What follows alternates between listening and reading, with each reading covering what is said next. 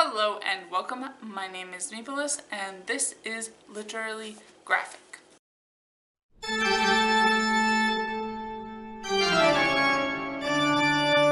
And today I'm going to be giving my initial opinions, with spoilers, although who really cares at this point, about Batgirl of Burnside Volume 1, which can most easily be summarized by the opinion that it's a frustrating reversal of talent and politics from the new 52 Batgirl run that came right before it, and which I will hopefully be re-reviewing soon.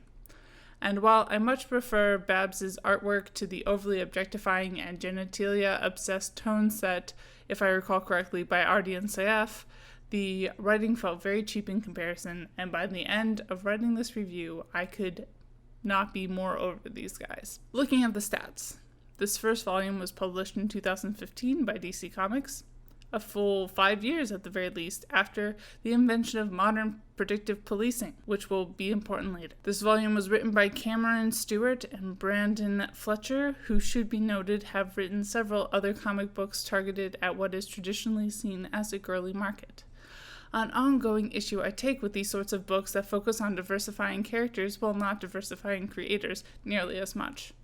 And illustrated by Babs Tarr, color by Maris Wicks, and letters by Jared K. Fletcher.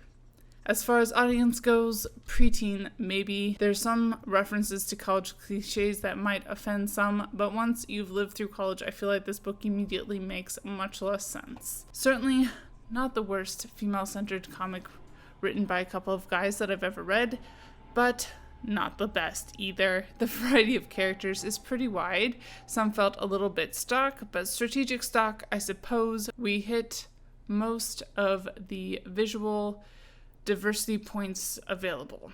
A pretty light, fluffy action story. None of the characters need to be too deep, but they still felt consistent, I guess. The plotline, on the other hand, was extremely flimsy and never seemed to be able to explain itself very well. The dramatic, but not totally reset, nature of this storyline is confused about what does and does not count, although I guess the Batgirl we are dealing with losing her memory without us knowing to no known end could be counted as mysterious, or just a clumsy explanation after the fact that you couldn't be bothered to foreshadow. Do the females even understand foreshadowing? There's also the issue of the queer-coded villain in drag, which is a thing that just needs to end. There are a few attempts to explain why Barbara is suddenly so much more childish than previously, and I don't think this is totally inexplicable. I'm also not totally convinced either. There's a bit of the olds trying to be hip with the kids, perhaps to compete with the like of Miss Marvel, which more easily falls into that more preteen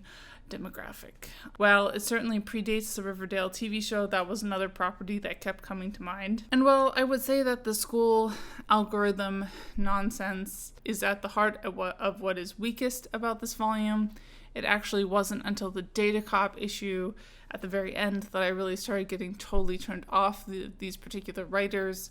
What separates Batgirl from the Justin Bieber knockoff? That's the first quote-unquote villain of the issue. Well, it seems that the only difference is what that Barbara says it is, and it comes off as kind of weak and flimsy in my humble opinion, although the way it's framed, I guess it's supposed to be satisfactory.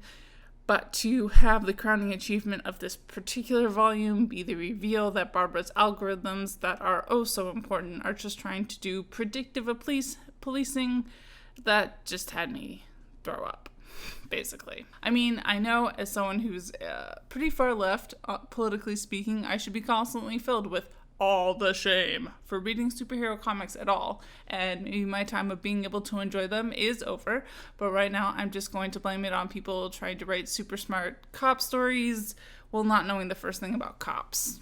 Like, not just we don't agree about what cops are and aren't, but at least know something about them. Know that predictive policing, as I mentioned earlier, is already a thing. A shit thing, in my humble opinion, but at the very least an actual thing, and not some super innovative thing that needs Barbara Gordon's brain scans. Like, really, we don't need to do this. But yeah, see you next time. And as always, I would like to acknowledge that for the most part, all of my videos are filmed and produced on the traditional territory of the Mississaugas of the Credit, an Anishinaabe people, the Haudenosaunee Confederacy, and the Huron-Wendat Nation, Land covered by the dish with one spoon, wampum, felt, covenant.